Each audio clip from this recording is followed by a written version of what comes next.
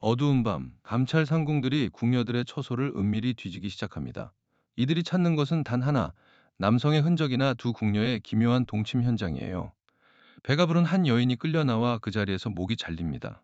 그녀의 죄명은 임신, 평생 왕의 여자로 살아야 할 궁녀가 궁을 드나들던 환관과 금지된 사랑을 나눈 대가였죠. 만약 연애를 했다는 이유만으로 사형에 처해진다면 어떠시겠습니까? 놀랍게도 조선시대 최고 엘리트 여성 공무원이었던 궁녀들에게 이는 엄연한 현실이었습니다. 세종의 며느리마저 궁녀와의 동성애로 폐위당했던 충격적인 사건들. 왕의 승은만을 기다렸을 거라는 드라마 속 궁녀의 모습은 가짜예요. 죽음을 불사한 밀회, 그리고 궁녀들 사이의 은밀한 동성 연애까지. 오늘은 그 누구도 말해주지 않았던 궁궐의 가장 깊고 축축한 왕의 권력에 가려져 있던 궁녀들의 처절한 성생활과 은밀한 일탈, 사극이 절대 보여주지 않는 그 붉은 기록의 비밀을 파헤칩니다.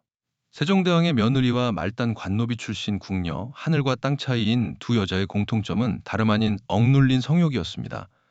밥 굶을 일 없는 최고 권력자의 아내와 이불 하나 덜기 위해 궁에 팔려온 궁녀는 이 거대한 궁궐 감옥 안에서 똑같이 외로움에 몸부림치는 평범한 인간에 불과했어요. 조선왕조실록이라는 1차 사료를 들여다보면 궁녀는 왕과 사랑을 나누기 위해 존재한 낭만적인 인물이 결코 아니었습니다. 그들은 철저히 분업화된 노동자이자 거대한 조선이라는 기계를 돌리기 위해 갈아 넣어진 소모성 부품에 불과했죠. 당대의 엄격한 신분제와 가부장적 제도는 이들에게 개인적인 감정이나 욕망을 조금도 허락하지 않았습니다. 마치 현대의 최고급 벙커에 갇힌 특수 보안 요원과 같아요. 높은 연봉과 최고급 식사를 제공받지만 개인 스마트폰은 영원히 압수당하고 평생 누구와도 사랑을 나눌 수 없는 벙어리로 살아야 하는 치명적인 조건 말입니다. 조선의 왕실은 절대적인 신분제와 끔찍한 사형 제도로 이들의 본능을 거세하려 했지만 해석 중 하나는 생물학적인 욕구를 완전히 통제하는 것은 애초에 불가능한 시스템적 설계 오류였다는 것이에요. 기록은 권력으로도 신분으로도 막을 수 없었던 이 치명적인 본능의 폭발을 고스란히 증언하고 있습니다. 이는 마치 압력솥의 밸브를 완전히 용접해버린 채 불을 때우는 것과 같아서 언젠가는 가장 약한 고리부터 터져나갈 수밖에 없는 위험천만한 구조였던 셈이죠. 그렇다면 이 위험한 솥단지 안으로 왜 수많은 부모들은 자기 딸을 앞다투어 밀어 넣었던 걸까요? 가장 밑바닥의 욕망부터 파헤쳐 보겠습니다. 여기서 우리는 아주 서늘하고 불편한 질문과 마주해야 합니다. 평생 갇혀 살아야 할 궁궐에 도대체 왜 부모들은 제 발로 어린 딸을 밀어 넣었을까요? 강제로 끌려간 것이 아니라면 그저 집안의 돈벌이 수단이나 신분 세탁을 위한 인간 로또로 취급했던 걸까요? 당대 1차 사료와 시대상을 교차 검증해 보면 진실은 훨씬 더 참혹합니다. 가장 큰 이유는 절대 빈곤이었어요. 보릿고개마다 온 가족이 굶어 죽어 나가는 조선의 기층민들에게 딸을 궁녀로 보내는 것은 최소한 그 아이가 굶어 죽지 않고 따뜻한 밥을 먹을 수 있는 유일한 생존길이었습니다. 게다가 궁녀가 되면 집안으로 쌀과 명주가 월급으로 들어오니 남은 가족과 아들들을 먹여 살릴 수 있었죠. 이는 현대개발도상국의 빈민층 부모가 가족을 먹여 살리기 위해 어린 딸을 타국의 열악한 공장으로 떠나보내는 처절한 디아스포라와 다를 바 없었습니다.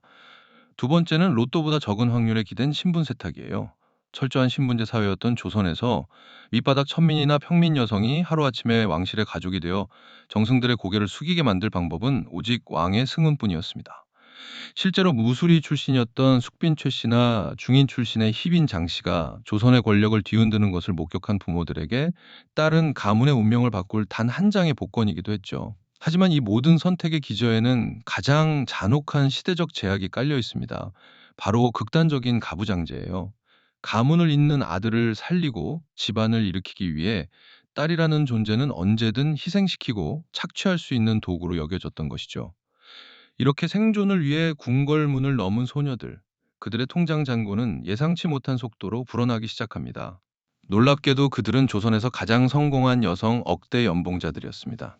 다수의 역사 연구와 2차 문헌에 따르면 15년의 견습을 거쳐 정식 나인이 되면 그들은 공식적인 급여 대장에 이름을 올렸어요. 상궁 반열에 오르면 쌀과 비단은 물론 특별 상여금까지 챙겼죠. 실제로 효종과 현종대 활약한 상궁 박씨 같은 인물은 평생 모은 돈으로 강남 땅 부자 부럽지 않은 막대한 토지와 수많은 노비를 소유했습니다. 국가가 이들의 입과 몸을 철저히 통제하기 위해 막대한 경제적 보상을 일종의 입막음 비용이자 가족 부양비로 지급했던 거예요. 실제로 이들이 받는 월급은 고스란히 궁 밖의 굶주린 친정으로 흘러가 가족을 먹여 살리는 거대한 캐시카우 역할을 톡톡히 해냈습니다. 하지만 당대 법적 제약은 가혹했어요. 결혼을 할 수 없으니 그 막대한 재산을 물려줄 합법적인 핏줄을 만들 수 없었던 것이죠. 양손자에게 전 재산을 물려주었다가 죽자마자 배신당하고 재산이 공중분해된 박상궁의 일화는 그 화려함의 이면을 보여줍니다.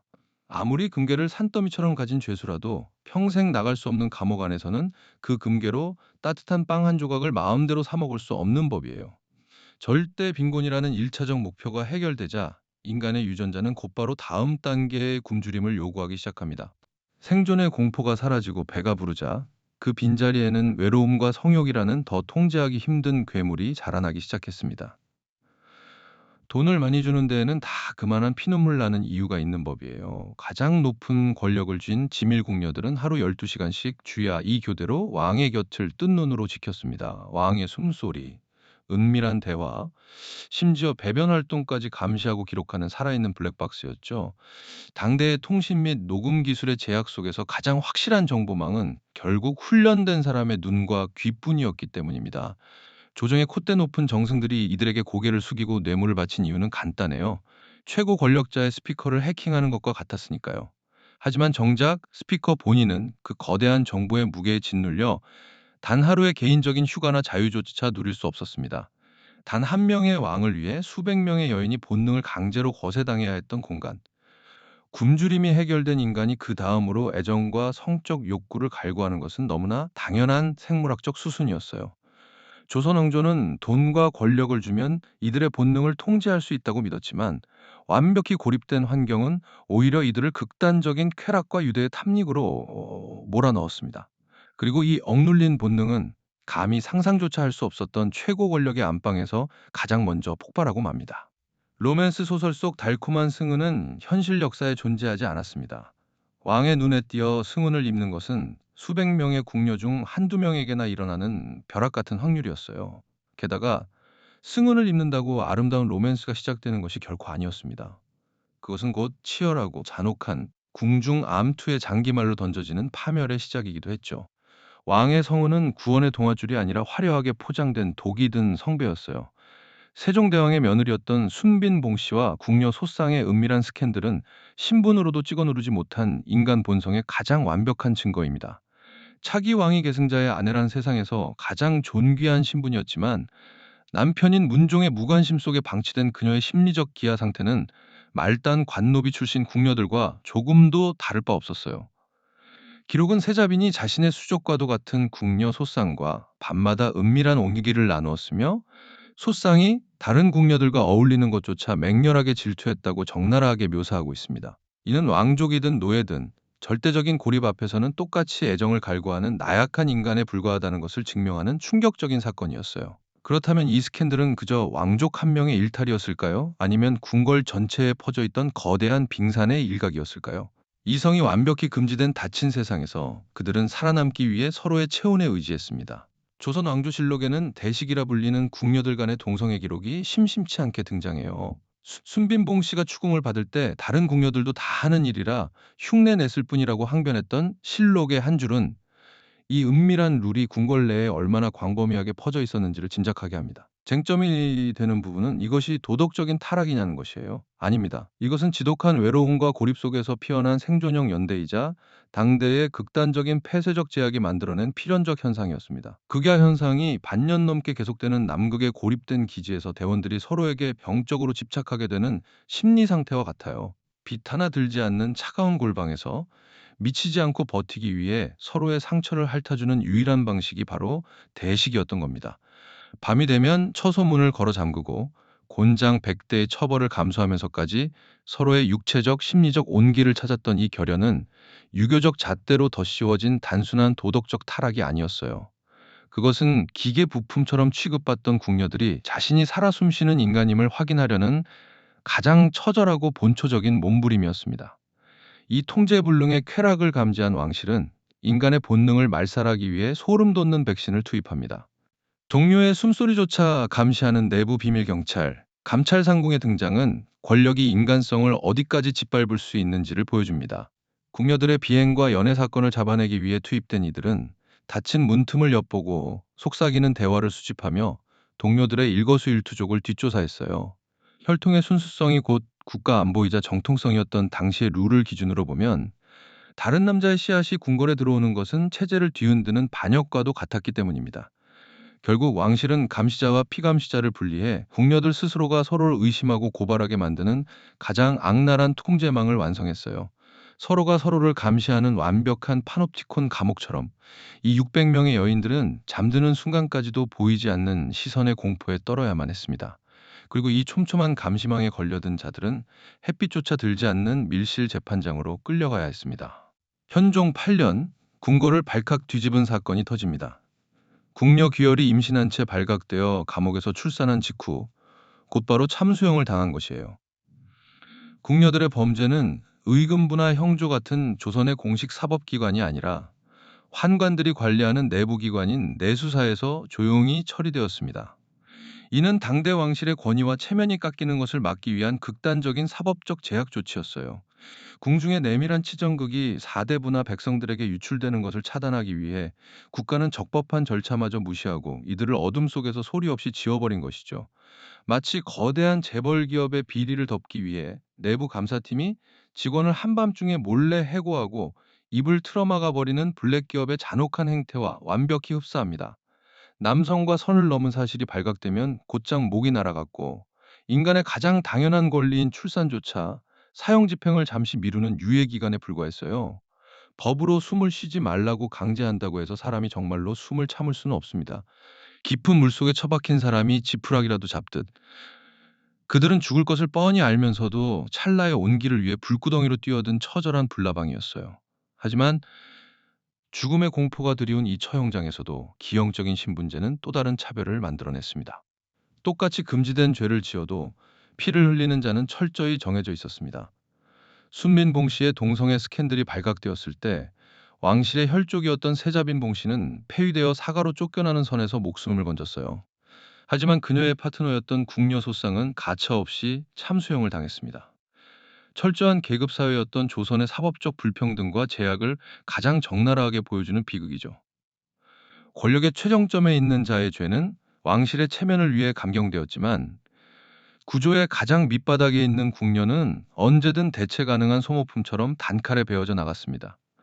이것은 잔혹한 꼬리 자르기의 완벽한 예시예요. 독을 품은 도마뱀이 자신의 몸통을 살리기 위해 가장 만만한 꼬리를 미련 없이 끊어버리듯 왕실은 자신들의 도덕적 흠집을 덮기 위해 힘없는 궁녀의 피를 재단에 바친 것입니다.